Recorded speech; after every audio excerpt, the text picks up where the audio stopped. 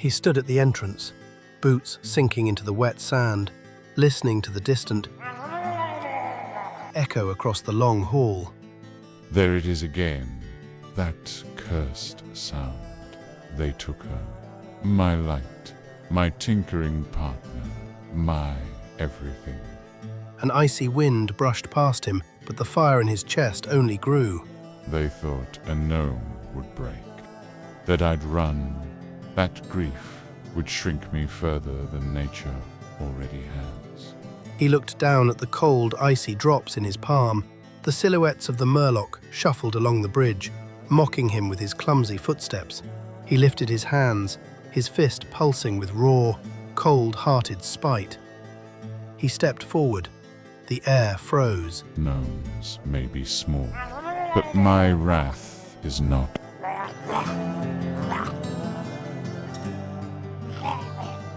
I see. Dustwallow Marsh. Only 2 more remain.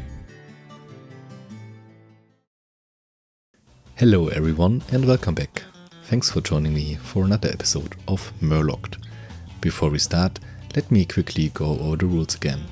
This is Murlocked, a challenge where I can only progress through the game by killing Murlocs, or completing quests that involve them. Professions and the auction house are allowed, but I can only use gold that I earn myself. Follow our gnome mage on the road to level 60 and his journey for revenge. With those things out of the way, let's get right back into the grind. Thanks to playing some other challenges and taking a short break from Murlocs, I started this session with a good chunk of rested experience.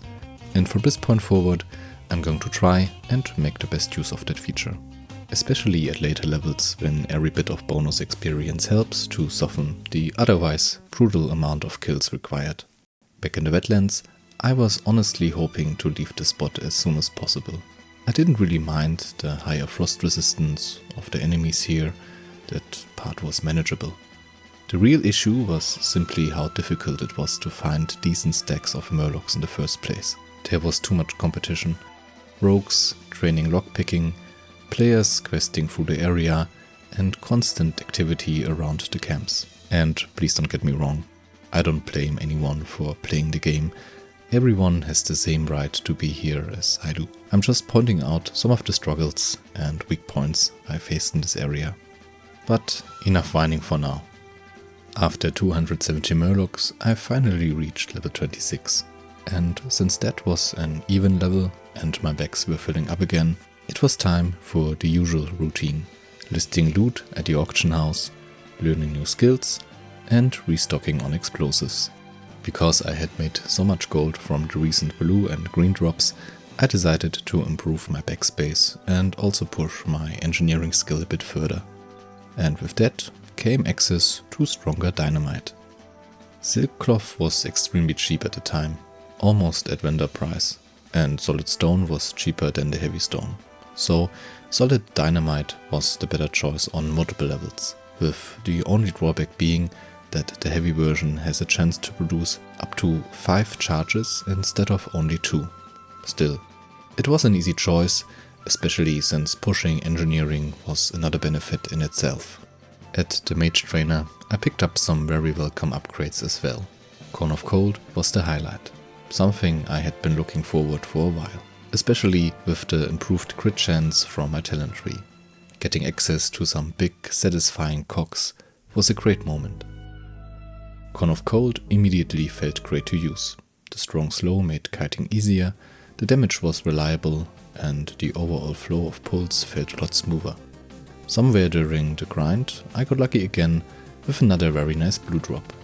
Stat-wise, it would have been perfect for my level, but because of the gold it could bring, according to the auctionator, I knew I had to try selling it once I returned to the city. For the moment, I stayed focused on farming and reached level 27 after another 243 Murlocs slain.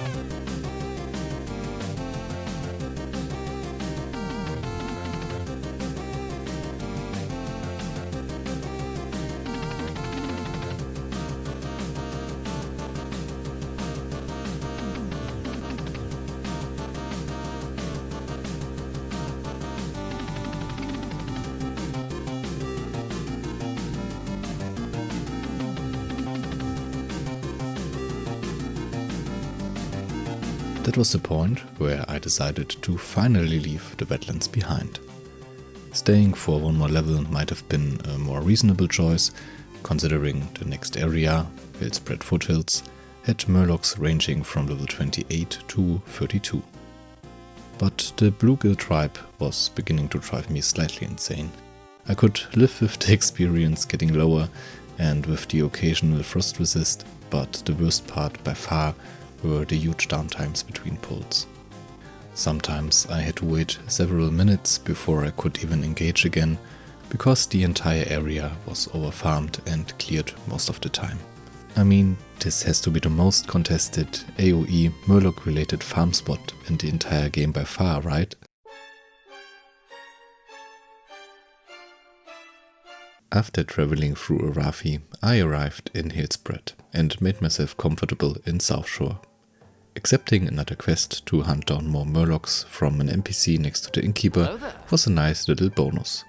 Although that task wouldn't be for me just yet. The Tidehunters and Oracles are just a bit too high level for efficient farming right now. My real targets were further down the coast, Mug Dwellers and Coast Runners. They were more suitable for my level and the spot was far less crowded. There was an abundance of Murlocs stacked together, which felt refreshing after the wetlands. Unfortunately, the Coast Runners have a ranged attack, and they dealt a surprising amount of damage. It took some time to get used to their behavior. I had to find the ideal distance to render their attacks useless, and if too many Coast Runners were mixed into the pool, things quickly became chaotic. Because this spot was challenging and the BOE drops had given me plenty of resources to work with, I upgraded my equipment. Even after that, I still had over 80 gold, and that wasn't even counting the black velvet robes, which hadn't sold yet. With my new gear sorted out, it was time to get back into the grind. Since the mix of melee and ranged enemies was still too rough to handle in large groups consistently, I sometimes had to resort to killing them single. But unlike the wetlands, there was basically no downtime. So I didn't mind. In fact, it was motivating. Seeing the potential in these full, uncontested stacks made me look forward to the next levels, where I would be strong enough to farm them more consistently.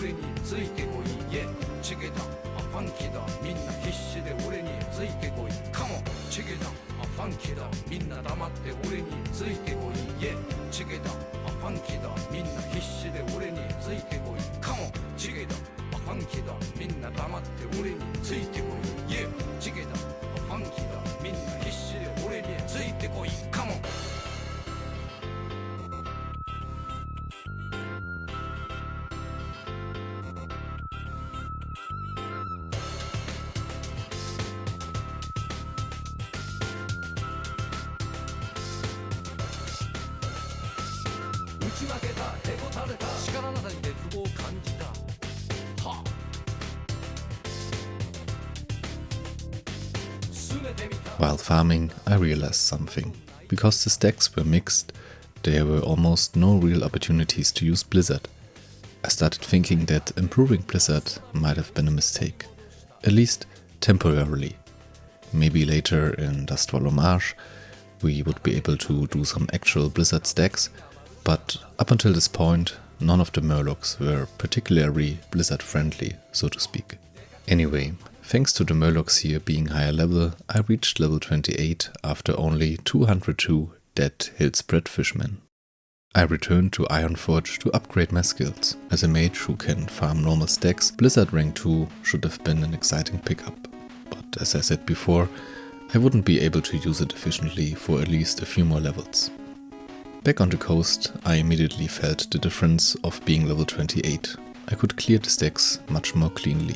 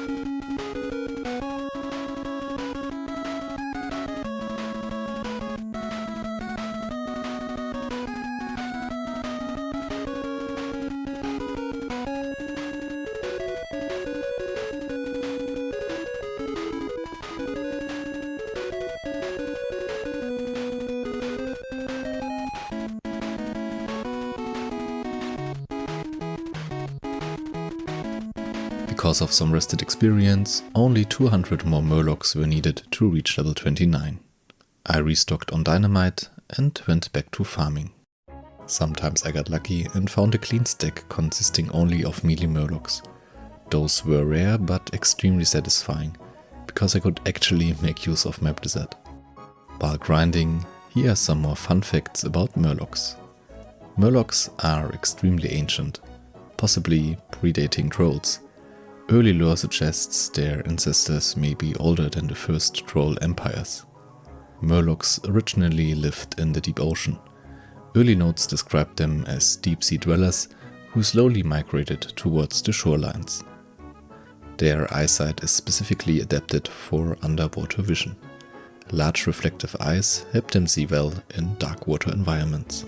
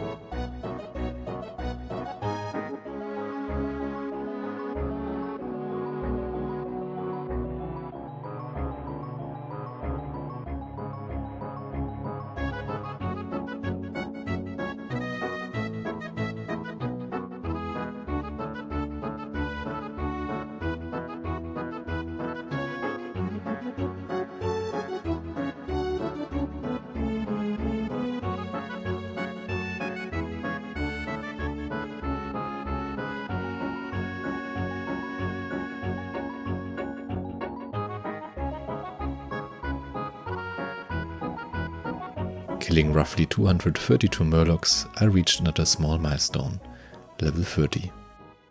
It was an amazing level for mages. The trainer revealed a full list of upgrades. Arcane Explosion rank 3, Conjure Water rank 4, Fire Blast rank 4, Fireball rank 6 and Ice Armor. And of course, from the talent tree, Ice Block.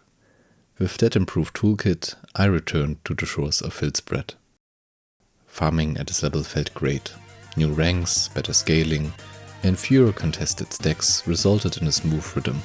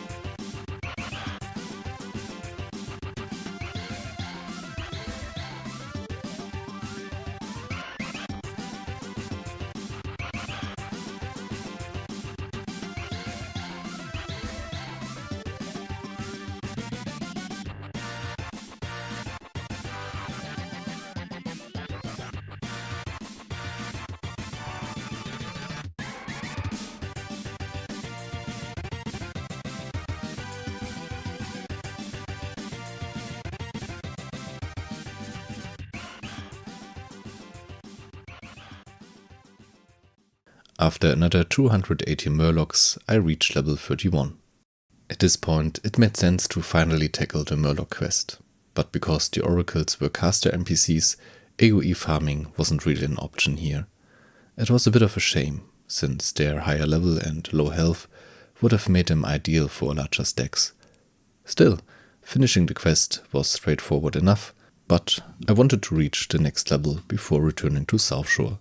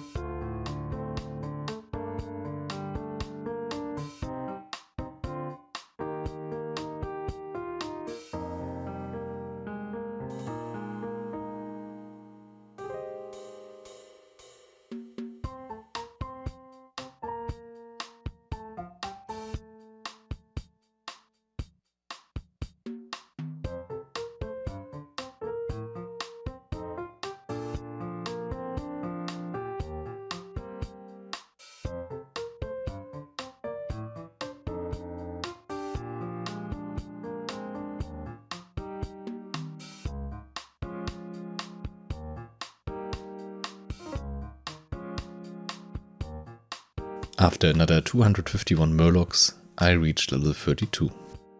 Back in the city, I handed in the quest. Fortunately, the quest giver's boss apparently has trust issues and wants Murloc heads as proof for clearing the shores. You don't have to tell me twice. I finished the follow-up within a few quick AoE pulls. After a bit of a dry spell in green drops, this farming session was strong again. While I didn't get any noteworthy blue drops in Hillsbrad, unlike in previous episodes, the sheer amount of kills started piling up some worthwhile items. One thing I haven't highlighted enough yet is the number of chests you can find while farming these Murloc villages. In these little huts I was getting chest spawns every 10 to 20 minutes. Later on I encountered Scargill, a rare Murloc in this area, who dropped a pair of green gloves. After another farming spree it was time to stop in Ironforge. Combined with the previous BOE green drops, my bags were bursting with valuable loot again. Listing everything almost felt like recording a Goldbound spin-off. I took a small break, only logging in to relist items for a while. After a good chunk of my auction sold, I returned to the trainer and picked up Flamestrike rank 3 and Conjured Food rank 4, the most relevant upgrades for that level. After collecting about 20 more gold from sales, I invested in mats for more dynamite, headed back to South Shore and handed in the Murloc head quest. I also delivered them to the Marshal, but since the follow-up quest involved Nagas, I stopped there and went back to farming. Thanks to some rested experience, it didn't take long to hit level 33 after just another 220 more Murlocs killed. While farming from 33 to 34, I received a zone-wide rallying cry of the Dragonslayer buff. At first, I didn't understand why, but by now we know it was part of a short-term Blizzard event meant to encourage leveling before the new expansion. With the TBC pre-patch announced for the beginning of next year, it was also a reminder that I would need to make some progress soon.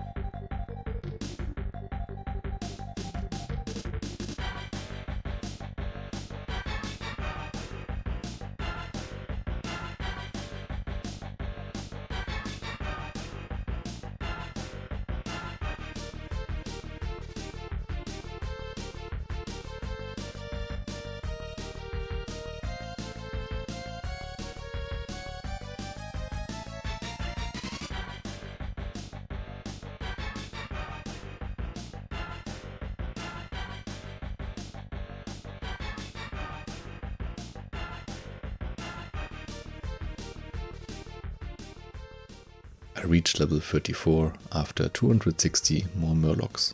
My new skills this level were Scorch rank 3 and Cone of Cold rank 2. Nothing too crazy, but solid improvements I guess. Since I planned to move into higher level areas soon, it was time to sell off loot and invest into better equipment. It had been a while since the last gear upgrade, and the extra stamina would be important. It only costs a few gold, but made a noticeable difference. Now it was time to travel to Dustwallow Marsh, where the next group of Murlocs, the Maya Finns, would be waiting. If you ask any mage, this is often considered the leveling farm spot. A vast amount of melee fighters with no dangerous abilities. This is the place to be for mages, not just for a Murloc challenge of course, but in general. There were two problems though. My level wasn't high enough to safely farm all the areas, and the zone itself was very popular. Its biggest strength, the incredible farming efficiency, was also its biggest weakness. Everyone wants to claim a spot for themselves. Back during the OnlyFans days, this spot even caused a lot of guild drama. Common strategy is to sit at a spot where the conditions are perfect for farming mobs, join someone's group, and everyone benefits from the XP farming. So XQC wanted to farm this popular spot. But someone was already there, and it wasn't just anyone. It was a fellow guild member, Dowski, a small streamer. And when Dowski wouldn't hand the spot over to XQC, Felix raged and quit the guild. This guy thinks because he has more viewers that it's his Murlocs. Bro, I'm not here for clout. I've been killing Murlocs for 2 hours. So you go to these Murloc camps, right? And anyone who's ever been to those Murlocs knows how it goes. Every layer has someone that has claimed it. In order to claim that layer, you have to out mob tag the other person there and basically alpha the fuck up and out tag them. And eventually they give up and they leave. Dowski claimed that layer, got the layer, and him leaving resets all that prog. Now he's got to go alpha someone else. Why does he have to do that? Because Felix asked him nicely. He does not. This place was war. One guy deliberately tried to sabotage my pulls to get me out of the area, and sometimes, honestly, I sabotaged myself by playing poorly. I tried different times, different layers, nothing helped. It stayed contested through and through, and being underleveled didn't help either. Still, I looked forward to returning one day with a mount, ice barrier, and big blizzard AoE pulls.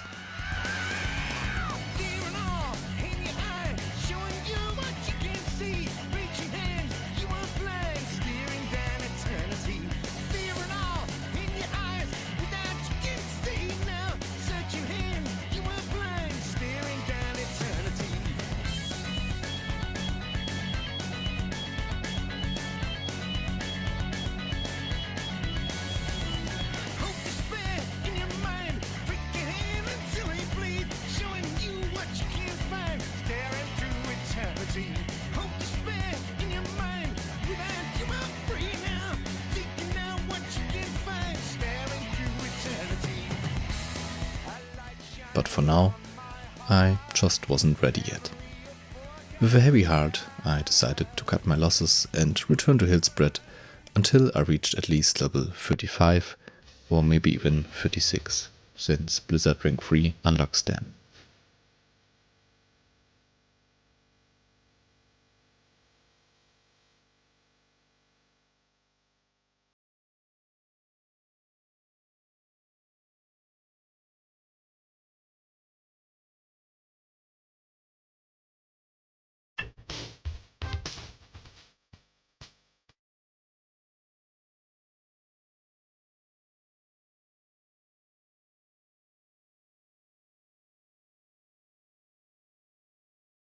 Since the enemies around here were really low level now, level 35 came after another 340 Murlocs, and that brings us to where we are right now. 2.5 days played, and a total Murloc death count of 5,119. A lot of that time was spent AFK. Being a dead means sometimes you have to leave the PC without warning, so take the played time with a grain of salt. In any case, I hope you enjoyed this episode of Murlocked. If you did, please consider leaving a rating and a comment. I want to make solid progress between uploads, but as you saw, it's going to take some time. So, thank you for your patience so far, and in advance, and as always, thanks for the support. Have a great day, take care, bye.